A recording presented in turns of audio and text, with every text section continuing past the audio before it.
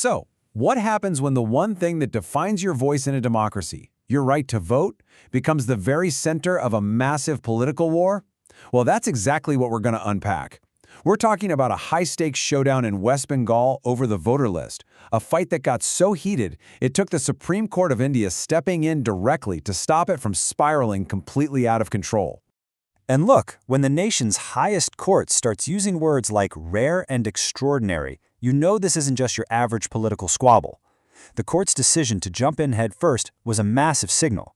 It meant that the very bedrock of the election process in the state was in jeopardy. In their words, the situation had definitely crossed a line. So what was this fight all about? Well, it really boiled down to two completely different stories. On one side, you had the West Bengal government alleging that this was a deliberate, unfair process designed to kick legitimate voters off the list. And on the other side, you had the Election Commission of India saying, hey, this is just routine work, a democratic cleanup job. The Supreme Court saw right through to the problem, a huge trust deficit between these two powerful bodies. Now, critics started calling this whole thing a voter purge. That's a pretty heavy term. But before we can figure out if that's fair, we have to understand what was actually happening. What is this administrative process that caused such an absolute firestorm? Okay, so the official name for it is a Special Intensive Revision, or SIR.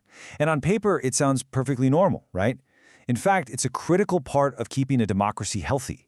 The whole idea is just to make sure the voter lists are accurate, add the new folks who are eligible, remove people who have passed away or moved, and just fix any errors.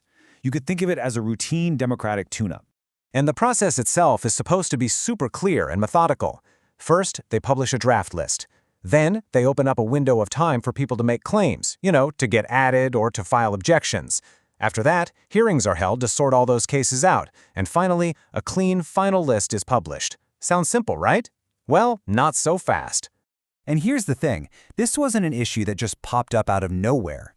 A similar exercise in Bihar just a year earlier had already caused a big controversy. You could say it was the smoke before the fire. That whole situation showed just how easily this seemingly routine task could explode into a political inferno. And that's exactly what was about to happen in West Bengal. So, let's turn to the main event, the battle for Bengal. This is where that standard process didn't just cause a little smoke. It triggered a full-blown crisis that put the voting rights of millions of people on the line.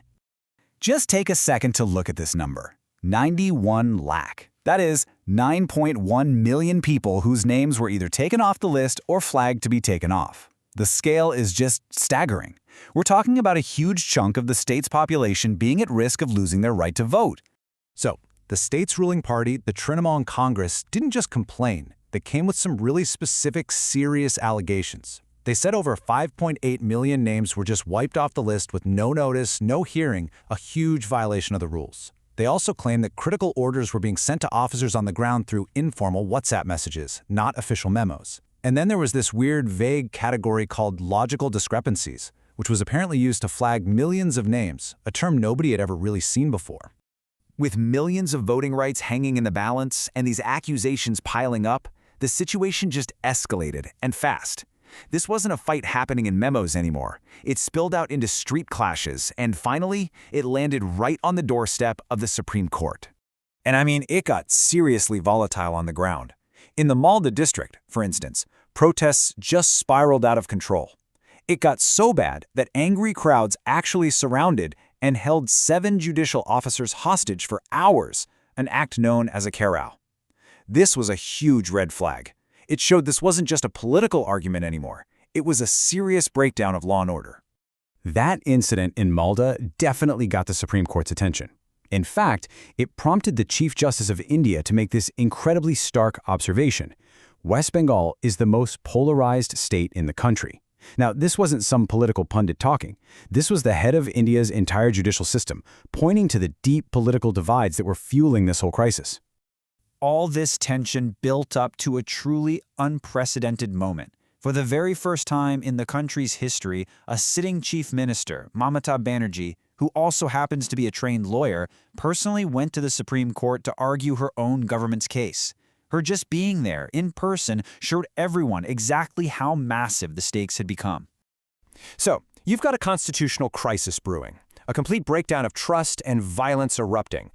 This is where the Supreme Court had to step in, not just as a judge, but almost as a referee, with the massive job of trying to bring fairness and order back to the whole democratic process.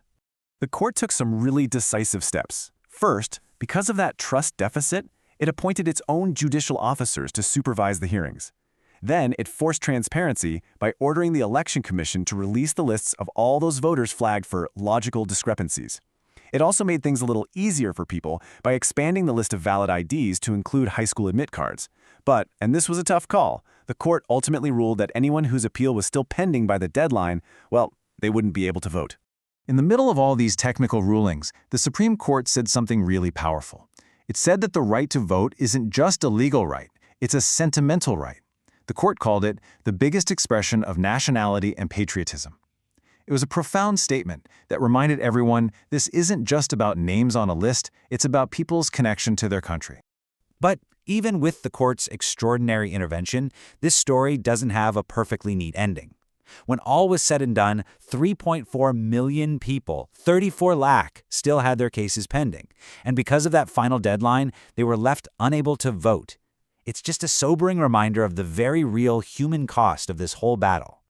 And this whole saga really leaves us with a huge, challenging question, doesn't it? In a democracy that's so fiercely divided, where trust between institutions is at rock bottom, how do you protect the integrity of the system while at the same time making sure you protect every single citizen's most precious and most sentimental right?